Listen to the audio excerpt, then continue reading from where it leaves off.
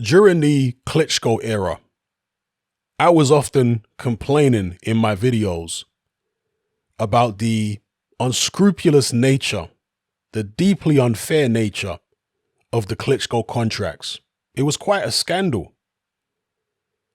One of the things which I really didn't like is how not only would there be a standard rematch clause to fight a Klitschko, but if you beat Klitschko a second time, you'd then be obligated to face his brother. And because the two brothers controlled the heavyweight division, there was no other way of getting a title shot than to sign one of these quote unquote slave contracts of the Klitschkos. I mean, think about how absurd that is. You beat Vladimir. There's a rematch clause. Obviously, you're going to have to fight him in Germany more often than not. He's going to lean all over you, jab, jab, grab. If you can manage to beat him a second time, you got to face Vitali. Absurd. That was really hurting boxing. Now, there was also one of Vladimir's title defenses. I can't remember which one it was. It might have been the Pulev defense. No, actually, Tyson Fury even.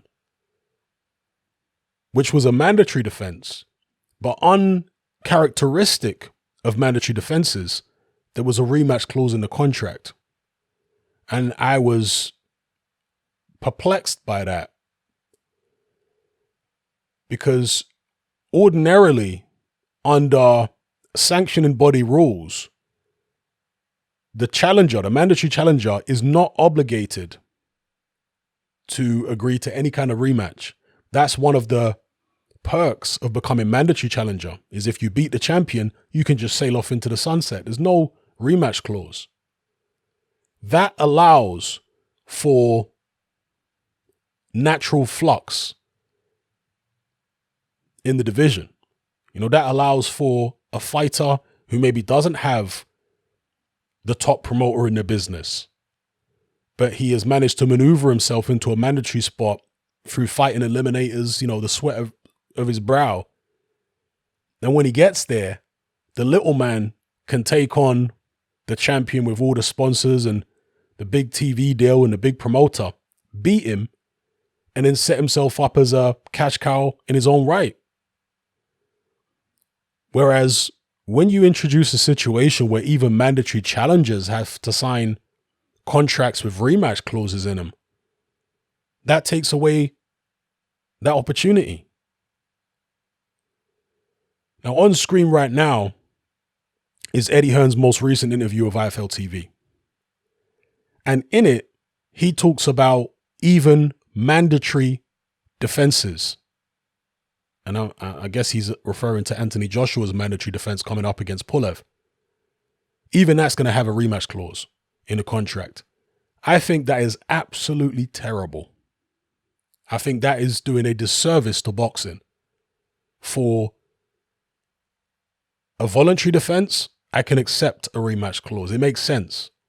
But for a mandatory defense, for the sanctioning bodies to have agreed to allow this kind of stuff to happen, really shows that the sanctioning bodies, in my estimation, have been coerced, leaned on.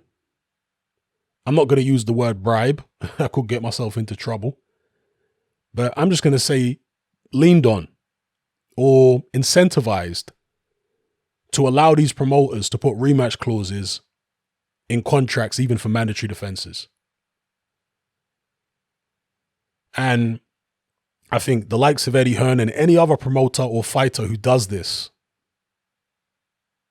is, as I say, doing boxing fans a disservice.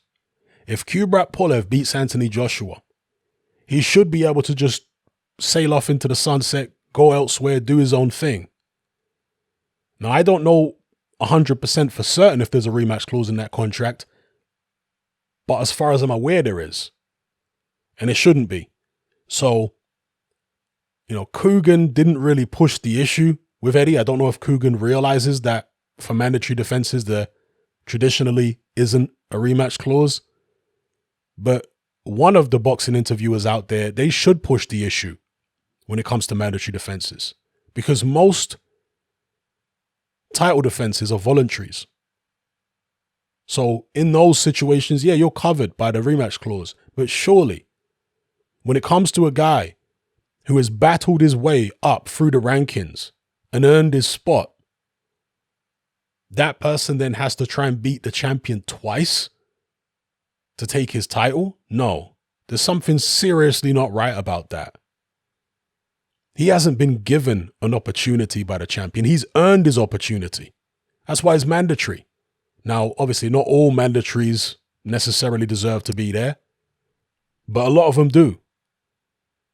And at least when you're mandatory, there's some type of quality control in terms of how you got your spot. Because if you're just some guy who's a number 8 in the rankings or whatever, and the champion decides to choose you as a voluntary defense, I mean, how good are you? You might be absolute rubbish.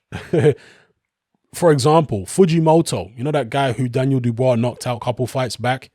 He was ranked in the top 10 or top 15 of at least one or two of the major sanctioning bodies. I mean, that guy was absolutely terrible. Now, he could have never got to the position of being a mandatory challenger. That guy could have never got through an eliminator. Yeah. So again, the majority, or at least 50% of mandatory challengers, they've had to come through some type of genuine test to get to that position. They've had to do something to earn the spot. They shouldn't have to beat the champion twice to be able to go about their business. So, yeah, just want to give my reaction to what Eddie Hearn said in it. Now, Eddie Hearn also addresses Bob Arum's claim that Eddie Hearn uses rematch clauses too much. Well, in light of the revelation that Eddie Hearn likes to have rematch clauses even for mandatory challenges, I can only agree with Bob Arum. But at the same time, Eddie Hearn does expose the fact that Bob Arum has had rematch clauses for many of his fights. He said there was even a rematch clause for, I don't know how Eddie Hearn knows this because he wasn't involved, but he claimed there was also a rematch clause for the Terence Crawford-Kell Brook fight. And he's talked about some of Lomachenko's fights had rematch clauses where he dealt with Bob Arum. So, you know, Bob Arum's being a hypocrite and stuff like that, and trying to take advantage of the ignorance of the boxing fans. But nonetheless, the main point that Eddie Hearn uses rematch clauses too much, I think is true. There's no way that any of these sanctioning bodies should ever sanction a fight, a mandatory title fight, a mandatory defense. They should never sanction it if there's a rematch clause in any contract. They shouldn't sanction it. So let me know what you guys think in the comments.